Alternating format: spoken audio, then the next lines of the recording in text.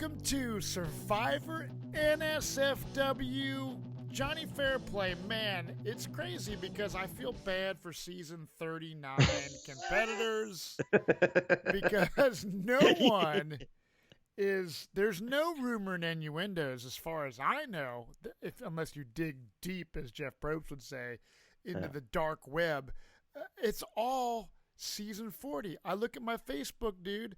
Well, it's names we know. I mean, I pointed out earlier, it's not CBS going, "Hey, fuck season 39." It's the fans, and if the say coming up on season 40, in addition to the dumb fucking statue shit and getting advice. All right, let's just say that it was like 4 celebrities playing. They would be talking about those 4 because we know them. They're identified. They're a part of our lives. Mm-hmm. So until these new people are a part of our lives, you do look past. I mean, and plus, we know because of social media who fucking left and when they fucking got back and if they're posting pictures and shit like that. And who looks like they've lost weight, who looks like they haven't. Well, that's why we're doing that. All right, so we were planning on just having fucking guests, like we usually do in the off season,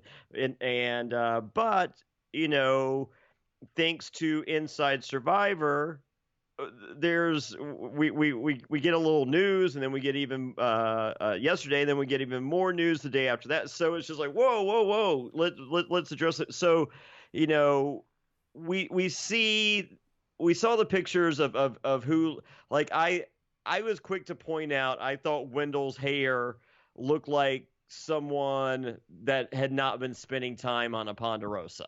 Right. Yes. Okay. And then everyone's saying who's the old lady? Not being mean. From the Philippines, you mean Denise? Yeah. Denise, drastic change Instagram picture wise from before and after she got back, but we're now kind of learning, and Ethan just looked old, so I don't know. I mean, Chris Daughtry and Fabio looked even crazier, dude. I couldn't believe their pictures. Well, you're right. Chris Daughtry killed his Facebook. Did he really? Yeah, he killed his Facebook. So, so we find out on Monday that season 40, according to InsideSurvivor.com, is to include a controversial twist, and that twist is Edge of Extinction is back, motherfuckers. The failed experiment that we know from season 38 has come to rear its ugly head once again. So that would explain, maybe Denise, because everyone's looking at these pictures like, ooh, Denise must have made it far. Maybe Denise is a first boot. Yeah, so I never thought about. Yeah, so okay, let's break this down a little bit. Yeah. So we are fresh off of Edge of Extinction. Yeah. Controversy was swirling around. Gavin, who you hung out with a couple weeks ago, is still kind of just fucking pissed. I guess I don't know how exactly. No, he's not pissed. He's very happy. Stop saying that. But I'm saying he's not happy of not winning the game. Obviously, he's not. I don't think. Well, I wouldn't use the word pissed. I mean, I think he would have liked to have won. I mean, it was a twist that he hadn't anticipated. Right. But he's not happy. So what's not happy and being pissed are kind of the same thing. No, I don't think Gavin's not bitter. No, I wouldn't use.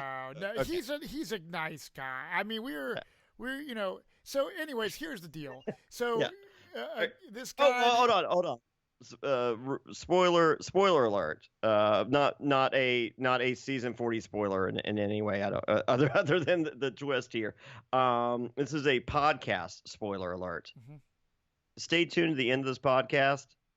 Let's let's have someone from Edge of Extinction. Let's have the War Dog give his first reaction as a Survivor NSFW exclusive at the end of this pod.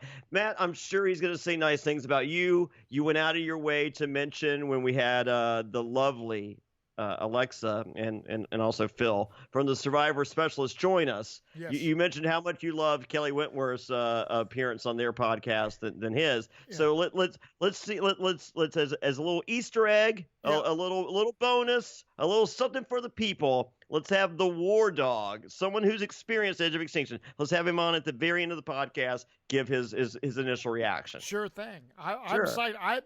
War Dog. Man, I see a picture behind you. It's peeking behind your chair. Yeah. Is War Dog. It's a framed War Dog picture back there. Yes. And it makes me so happy because it's just like the War Dog in a challenge. It says, your absolute favorite, but of course he fucked up and put apostrophe RE. You are absolute favorite. I don't think that's what he was going for. But yeah, that's awesome. So the thing with War Dog, and I can't wait to see this at the end of this podcast what War Dog has to say. But sure. War Dog is a guy like when we did the cast assessment, someone you've claimed to have hated throughout the season, but you guys are friends now. And War Dog is actually a smart dude. I swear, Yes. like when I did listen to his breakdown of how the Edge of Extinction season went, the dude's got a memory, dude, that's unfreaking believable. Top three. I feel top three in the history of the show of remembering detail for detail. I have Stephen Fishback, War Dog, and amazingly, Jeremiah Woods.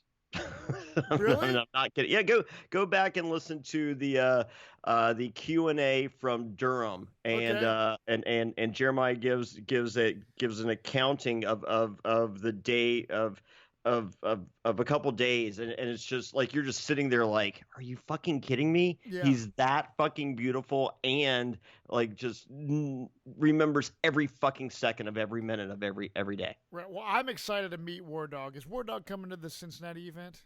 If he doesn't have a job, so that means yes. Okay, so get your tickets there. Get your tickets at softballwiththestars.com.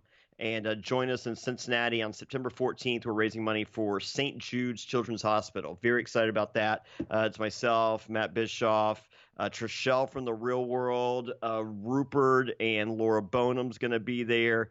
A bunch of Big Brothers, a ton of other. What all? Nick Survivor Wilson's going to be there. Nick I mean, Wilson, and later on, maybe in the podcast, we'll give a recap of who. We'll look it up. But dude, Sure. So War Dog, he's someone we love. Now, well, not I'm excited to meet War Dog. But anyways, he played on the Edge of Extinction season, and Edge of Extinction was a season. It was a twist. Survivor's trying different things. Yeah. It was crazy that a guy that was on Edge of Extinction wins the game. They're bringing it back for season 40, and according to rumor and innuendo, as you would say. Now, I feel that the main reason for bringing this back is obviously to be able to keep these players on the show on TV, because this is going to be a season, love it or hate it. I would have liked to have seen legends over winners. However, the more that I'm seeing the pictures of the cast that it's going to be, I'm excited to see it and see the dynamics and see the social experiment play out. So I am not as annoyed that there is an Edge of Extinction twist. Now, I don't know if it's going to be just like the first Edge of Extinction. Like, are we going to, are these people going to know about it? Oh, I think it's going to be just like Edge of Extinction. I don't think they know about it. And people are going to come back at the merge and with on day 35. Do you think it's possible in an all-winner season? Yeah. What? Do you think it's any way humanly possible that someone on Edge of Extinction on an all-winner season could come back and win the game? No, and that's why, like, as much as I hated season 38, I don't think we have the same problem, and that's why I wanted to do this podcast and kind of break from the norm of doing having someone from previous survivors just doing retrospectives and stuff. I wanted to address this head on because you would think someone like me especially would be like, are you kidding? They're ruining it. So I'm on the other side of the bubble on this. I think there's a couple things to factor in. Okay, I feel that people we talk to other survivors after Edge of Extinction, and they're just like, I have so much respect for the game that if I were out there and I were part of that jury, even if I were part of the Edge of Extinction, I wouldn't award it to one of those people. I have too much love for the actual game. Right. So I think that's a factor.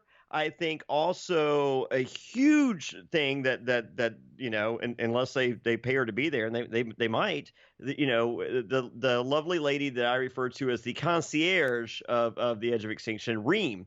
I think Reem was fucking miserable and set the tone for Edge. I think if you go back, play Edge of Extinction again, and the first person there is Aubrey, that place is nice. And it's a totally different vibe, and I think that they continue to respect the integrity of the game, and I think that they reward whoever won the game over there. So that's me personally. But if I even me being cool with all this, I still kill it at the fucking merge. I feel like they should have learned their fucking lesson there.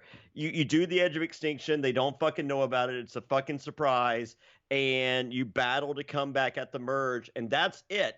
Whoever comes back, and those people that don't, you go to fucking Ponderosa. You're voted out day 3. You still do not get to decide who wins the $1 million if I'm in charge. So do you think though, man, so there's no one that has the choice on season 40 when they walk down the path and there's a sign that says go to Ponderosa or go to Edge of Extinction.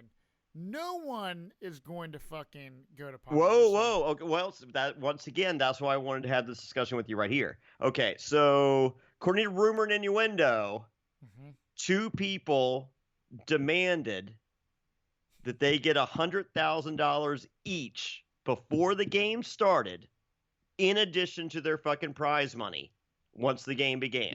This is all according to rumor and innuendo. Yeah. Wow. Whoa. I was told, yeah, that's true, but double that. It was 4 people demanded $100K each before the fucking game started and got it. So do you think 16 people did not? The other 16 people did not. According to rumor and innuendo, who knows? I mean, right. I'm not a newscaster. I'm not any of the. I'm just an average Joe, just like you guys. And so do these 4 people not give a fuck if they raise that fucking flag and destroy their fucking legacy? Well, also, these people have seen Edge of Extinction, right? Yes. Because they just finished. Know how bad it sucks. And they left right after the finale. I think they purposely left. They wanted them to see, hey, here's what can happen. Okay. Yeah. So, but do you have someone a week, for argument's sake, not because I dislike her, Sandra Diaz Twine. Sandra Diaz voted out first. Yes. Just like Reem was. Yes. Is she going to be able to hack? Well, no, she can hack. I ain't worried about that. She can hack anything. Right. But I'm just saying, is she going to want to do? But does she even bother? Because she knows she can't win. She ain't going to win either challenge. So why is she really going to sit out there until day 35? I'll tell you why. Because Sandra is an advisor on season 39 with Boston Rob. Okay. She has played the game 3 times prior to season 39, so this will be her 5th time playing. Okay. I do not see, if there's a Legends for season 42 or season 50, I don't foresee Sandra Diaz Twine playing more than the season 40, I think, is Sandra Diaz-Twine's last invitation to Survivor, in my opinion. I could be wrong. So No, my point, I wouldn't be shocked if they called her again. well, my point being is with that statement is, she may be like, well, this is my last hurrah. There's no way I'm the queen stays queen. I'm just going to give it one more shot, and I'm going to try to get back into the last thing. And I just don't see her raising the flag. But I could be totally wrong. But that's my thought process. Okay, I mean, but all things being equal, and at the same time not equal, can we agree that she has less than 1% chance of winning? She's not going to win. There's no way. Like, if she gets voted out, she goes to edge of extinction. Yeah. Let's say she gets back into the fucking game. She's not winning. She's not. Sandra Diaz-Twine is not winning. Well, I don't know about that. I mean, we said the same thing on fucking Heroes Villains and she fucking won. So I won't discount her there. I just say there's no way she can win that challenge to get back in. So knowing that there's no way she can win to get back in, I don't think. Okay. But let's just say for argument's sake she can't, right? Mm-hmm. Does she destroy her legacy by raising that flag?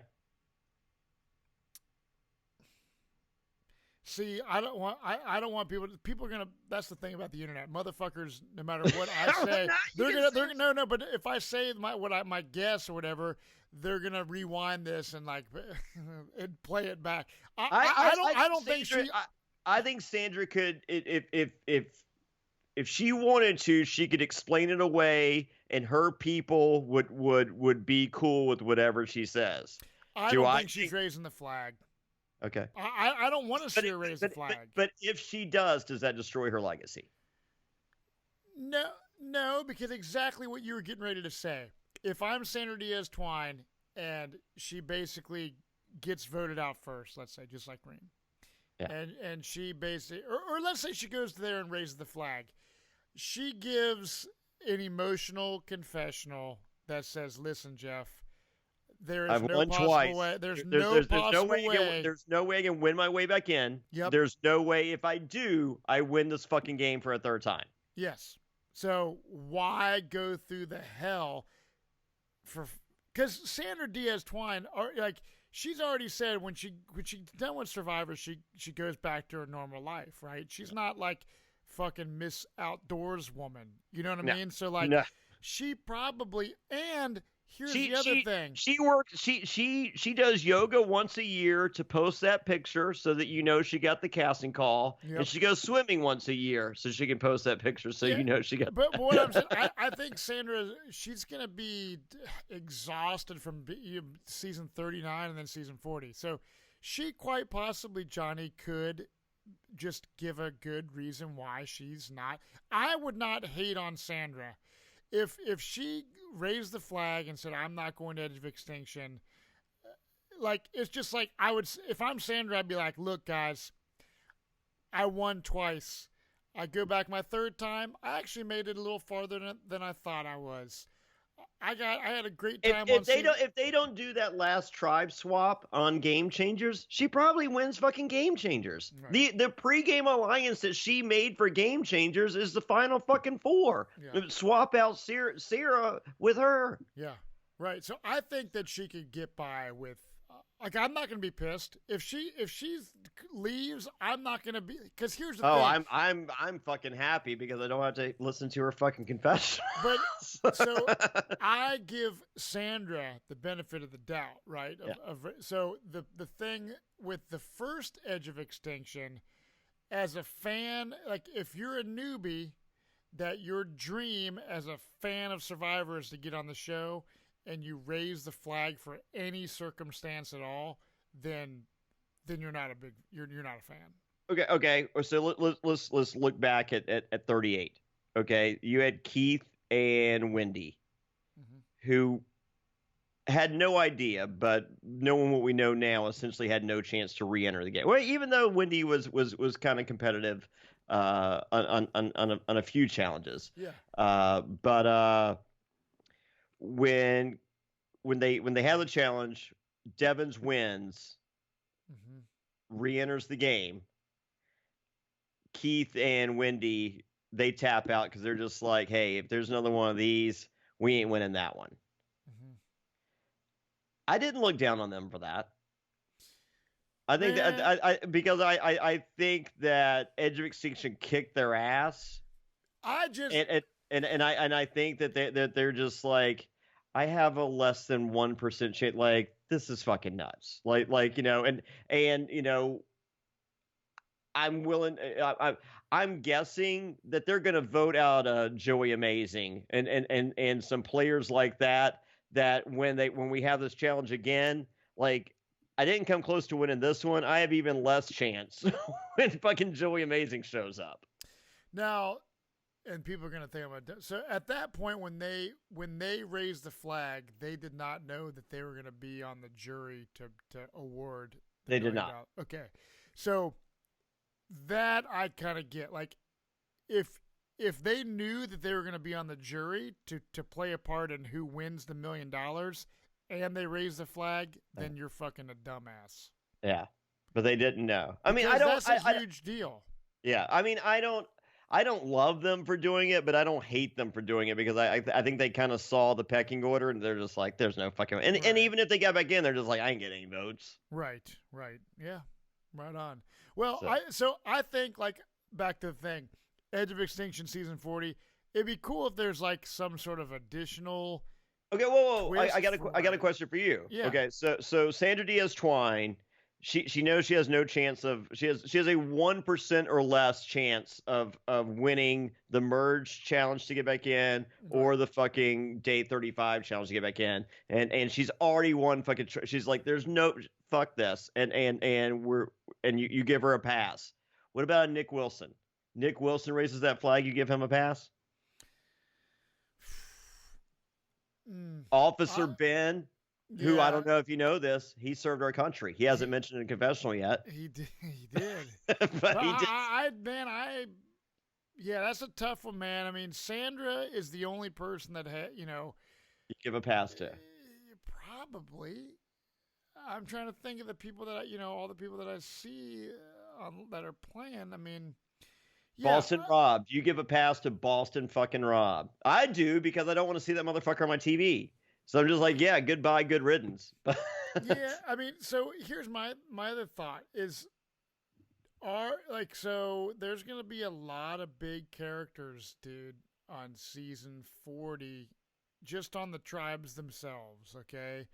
Do you think that this Edge of Extinction twist is going to play a big part in the season as far as, any type of storytelling? Because as we know on the first Edge of Extinction, after the fact, we hear all of this stuff that was going down on Edge of Extinction, the strategies, the talk, the this, the that, the other, that we never saw as viewers. And that's the other thing that pisses me off.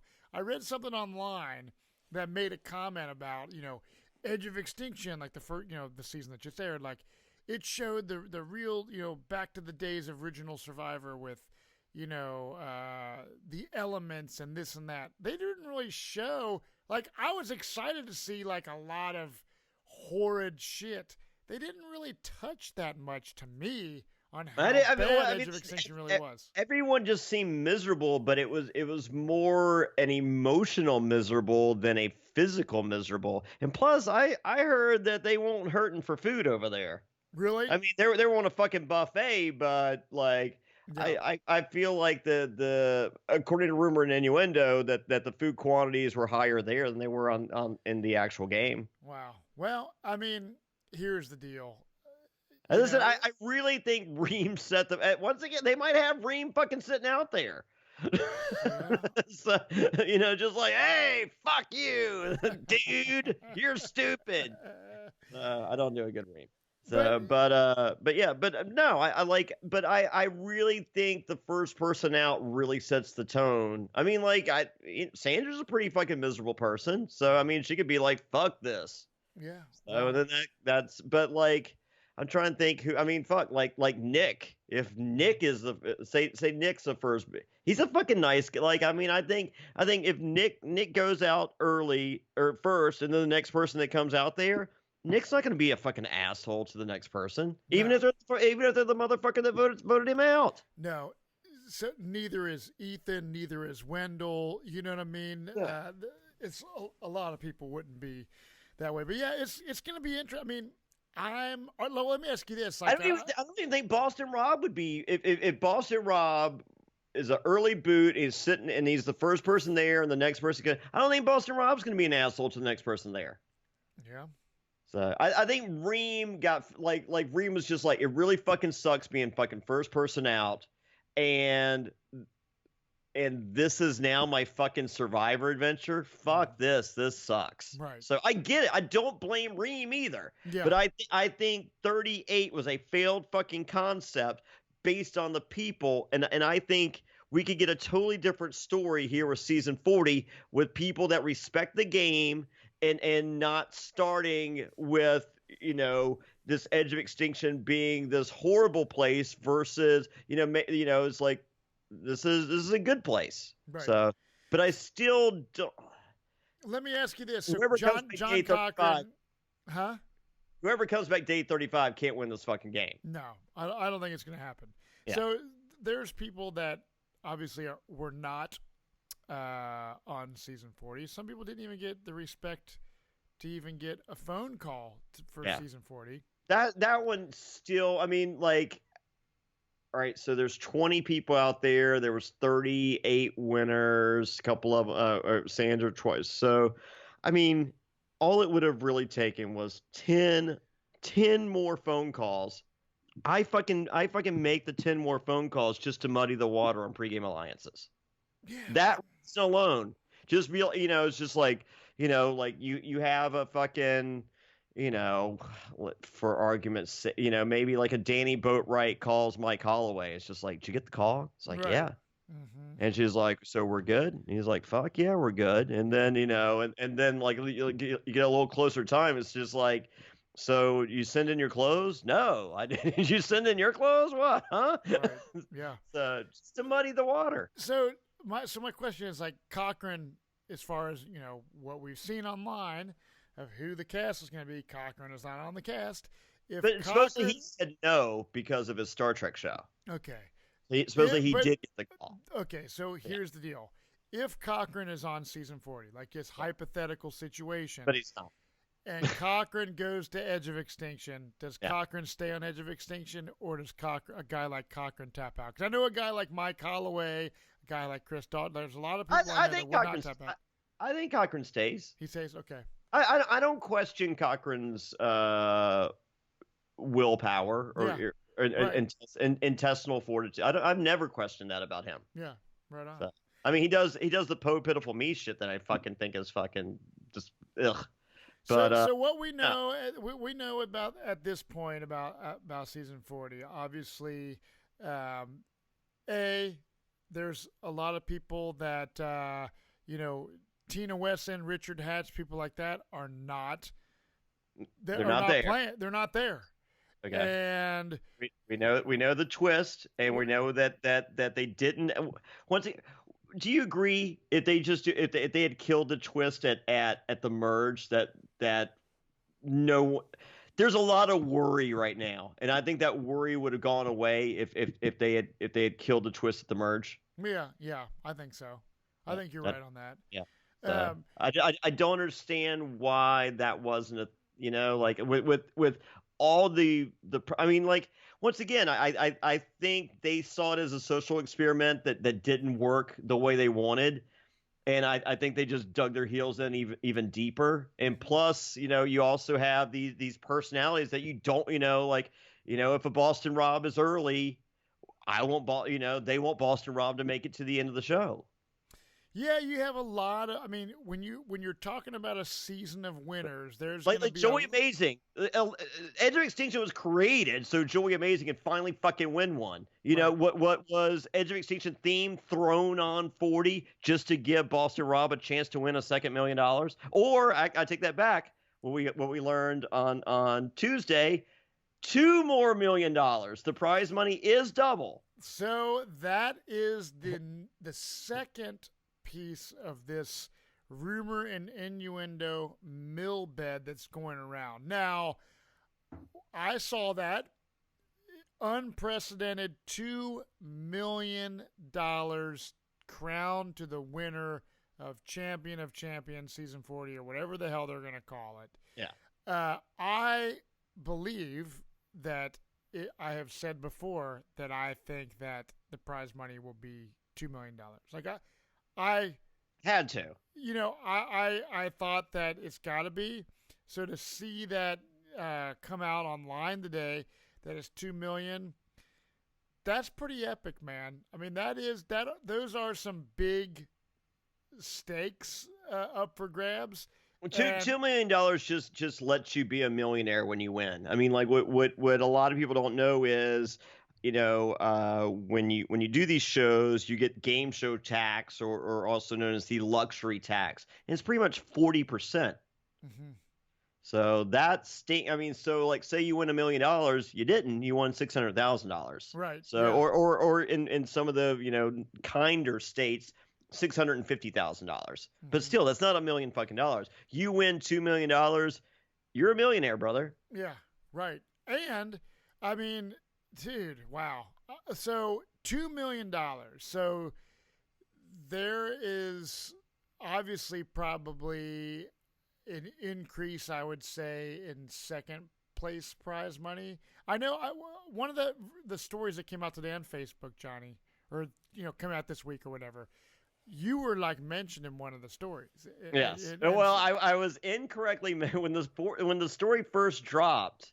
It said, according to John Dalton, known as Johnny Fairplay, according to Fortune magazine, first out gets $3,500. And so I promptly message Redmond. I go, I was misquoted. I don't remember the interview or where they got, or even if I did interview and they just grabbed that information from you know, a conversation or, you know, a pod, whatever. I was like, but first out gets $2,500, and my name is fucking Johnny Fairplay. Yeah. It's been legally Johnny Fairplay since 2012. So, you know, like Santa Claus sends presents to Johnny Fairplay. How about call me fucking Johnny Fairplay? That's my fucking name. Right, so. Right. Okay. So not mad. I'm just saying it's my fucking like if someone says John Dalton, like, do I owe you fucking money? Like, right. Shut up. My name's Johnny Fairplay. Right. Yeah. So here's a couple questions I have, Jonny. Okay. So $2 million are up for grabs as the grand prize for the winner of this season 40. If you're the sole survivor, you get $2 million. Sure. Are they going to, if season 42 is Legends, does it go back to 1 million? Or no way, brother. It's got. I mean, I think it should be 12 million. It's the only. But I'm saying, what do you really think that's going to happen? I think it's just going to stay 2 million from here on out. You do. Wow. It's like, okay, like right now it's 2019. When season 40 airs, it will be 2020.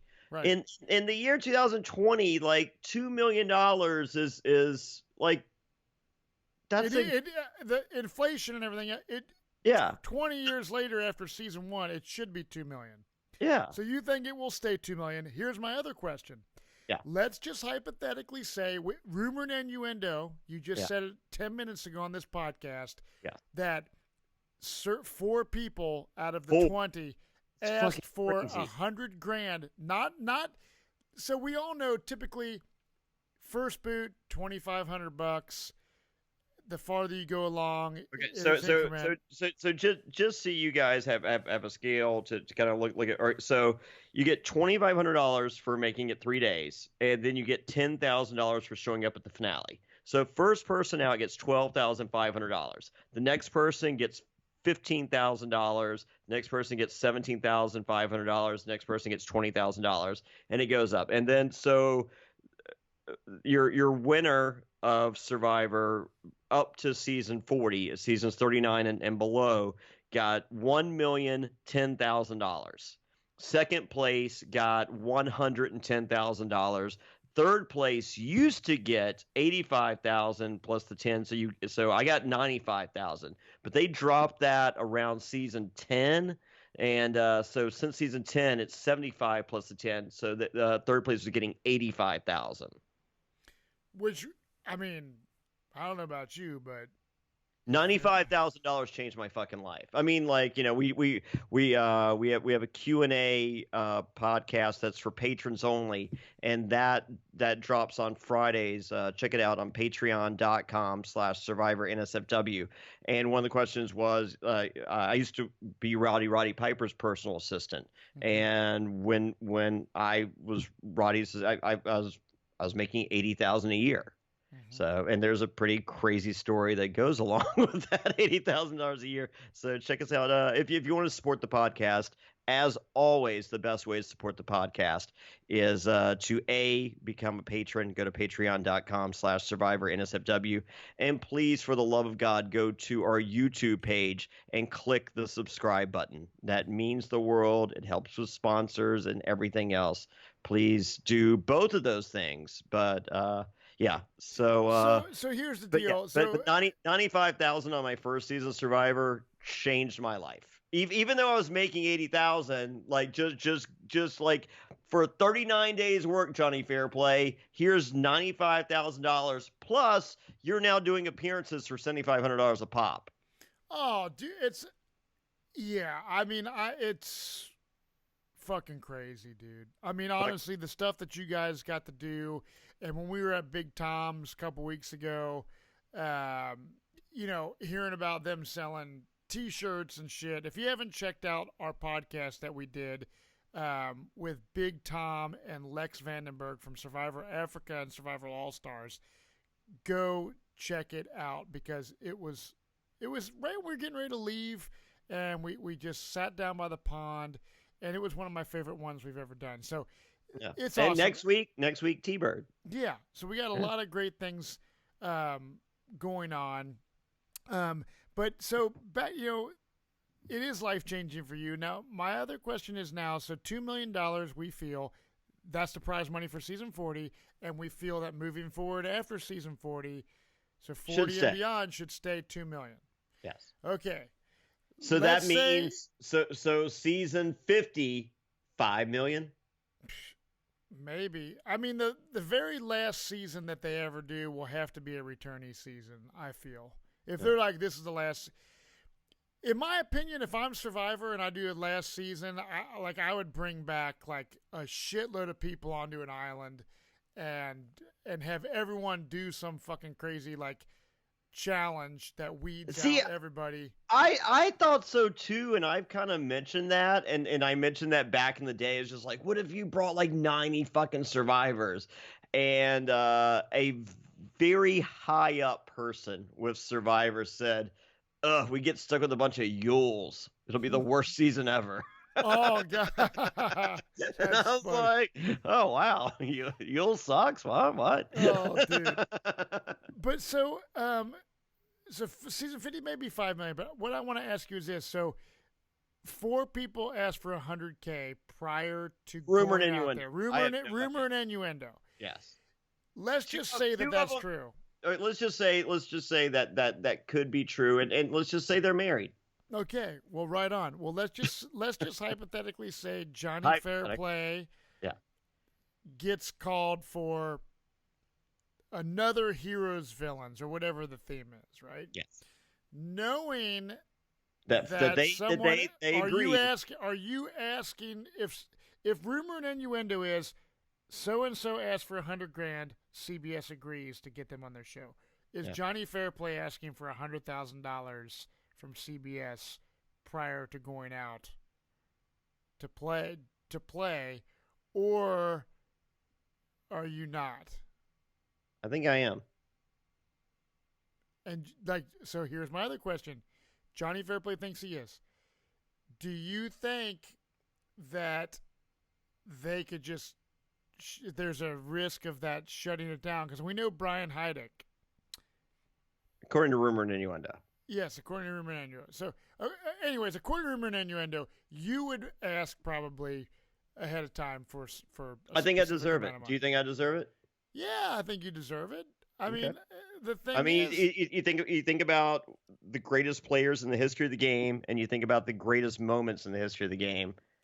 I feel my resume oh, warrants it. I feel my resume warrants $100,000 just for showing up more than 4 people from this season does.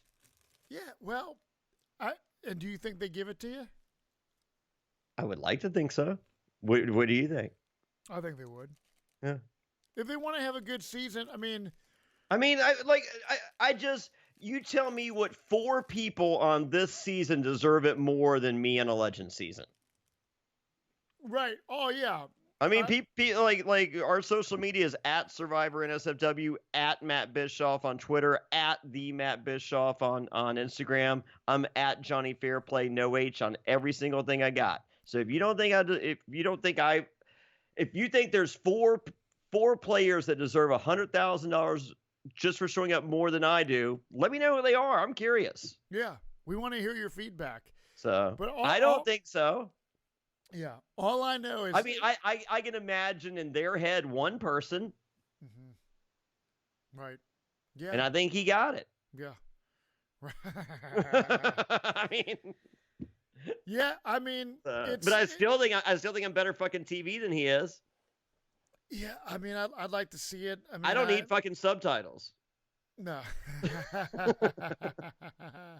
I live in the South. I still need subtitles. Yeah, man. But it's gonna be interesting, man, on how this plays out. Like, do you think that the $2 million prize money was told to them prior to them doing it, or is that like a secret? Like when they're on the beach? I mean, that's got to be the reveal on the beach. Yeah. If they told them before, that's stupid. Yeah. And because you want that reaction shot. Oh yeah.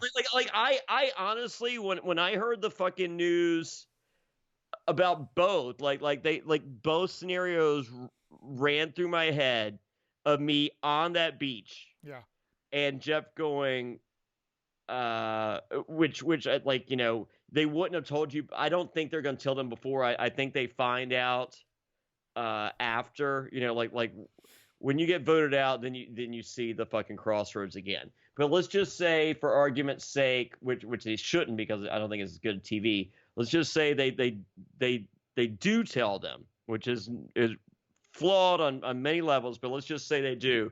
I envision my reaction on the beach, and Jeff goes, and guys, you're not gonna believe it, but Edge of Extinction is back in play, and he's got this big smile, and they do the reaction shot, and I go, fuck that shit sucked. Oh my god, dude. I that's how I envision it. So also I envisioned the $2 million, and I just that big fucking Fairplay shit-eating fucking grin, throwing up the fucking fingers. It's just like, game on, motherfuckers, let's play. Mm-hmm. I'm ready. Well, all I know, Jonny, is the more we talk about season 40, because we don't know shit about season 39 except the dumb statues. I'm getting excited about it. We know that there's an idol shirt available at JonnyFairplay.com that has our statues on there, and we have a poster that you can get. Check the link should be on the new and improved Survivor NSFW.com website. We should have a link for our poster drawn by Eric the Ice Cream Scooper. How fucking cool is that? It's super cool. I saw you had it, and it's awesome. Just so you know, I have not got my phone call from Jonny Fairplay for the shirts that I ordered, but I ordered That's Hilarious shirts for my boys and myself, and I ordered the Idol shirt that Eric drew, and it said it has been shipped, and it'll arrive within. Yeah, it says it's been shipped. Here's your tracking number. So my shirts are on the way. I am excited. So listen, the best way to support our podcast is 2 ways pretty much at the moment. One, go to johnnyfairplay.com, get yourself a t-shirt, preferably one that I'm on. I'm just kidding, Johnny. Get any of them. It's cool. They're fun. They're fun. They're fun shirts and they're nice shirts, and that's one way. Number 2 is becoming a patron. Patreon.com/Survivor NSFW. We do the weekly Q&A video, and we do a lot of other different perks where you can get autographed pictures, buffs, etc. And definitely check it out. And it's just kind of like a tip in the tip jar. So, you know, we're spending a lot of time trying to create good and fun, genuine content. You know, we have kids and jobs and everything else, and a lot going on, and we put our and it's the summer. Yeah, I know it is. It's the summer, and we're trying to just put out the best shit we can. And I feel that, you know, based on the stuff we did at Big Tom's, we got a lot of stuff coming up soon, leading up to season 39. We're gonna have the cast assessment again, and so yeah.